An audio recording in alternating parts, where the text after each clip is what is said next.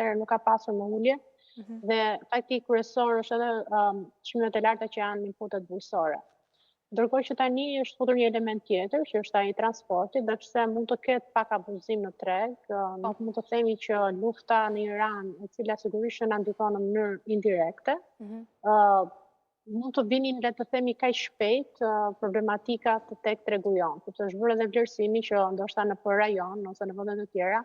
mund të ketë pasur një rritje, por nuk ka qenë kaq e ndjeshme sa le të themi tek ne.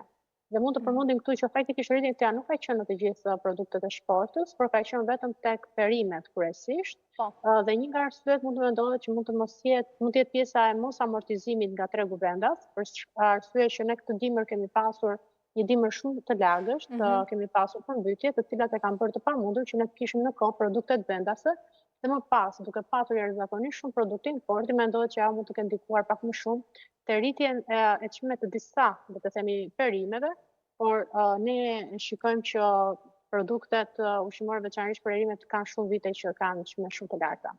Po, ndërkohë, duke u ndalur pak sa tek vendimi që u mor sot dhe për ta lidhur me atë çfarë ju thatë me arritjen e çmimit të transportit, është marrë vendimi për kompensimin me 50 lekë për litër për sa i përket kërkesës që bëri edhe shoqata e transportit. A mendoni se do të jap zgjidhje edhe situatës për shkak se pati edhe një reduktim me 40% të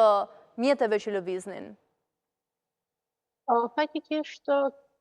sigurisht që mund të ketë një ndikim, por ashtu sikur se përmenda pak më sipër, unë mendoj që mund të ketë edhe pak abuzim në treg. Pavarësisht se Ministria ka përmendur që disa më e madhe e tregjeve ushqimore në Tiranë, por dhe në disa vende të Shqipërisë janë të kontrolluara në mënyrë të vazhdueshme, veçanërisht për të parë pjesën e 80 produkteve ushqimore që janë ajo baza që ndikon, le të themi, të gjithë.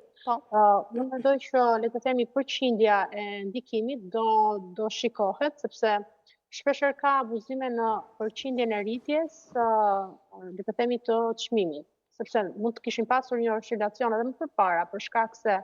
nëse do flasim do ta lidhim drejt për drejt vetëm me ndikimin që çmimi i naftës, pra i transportit do të kishte tek fruta perimet, atëherë ai do të kishte një ndryshim në momentin që kishte rritje ose ulje. Ndërkohë që ne patëm papritur një rritje të menjëhershme në disa produkte specifike.